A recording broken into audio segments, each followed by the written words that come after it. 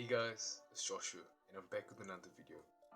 In this video, I will show you how you can get or use a free alternative to the well-known Microsoft Office. I will show you how you can access it and how you can use it in your day-to-day lives.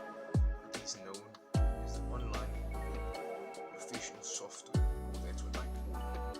It consists of Excel,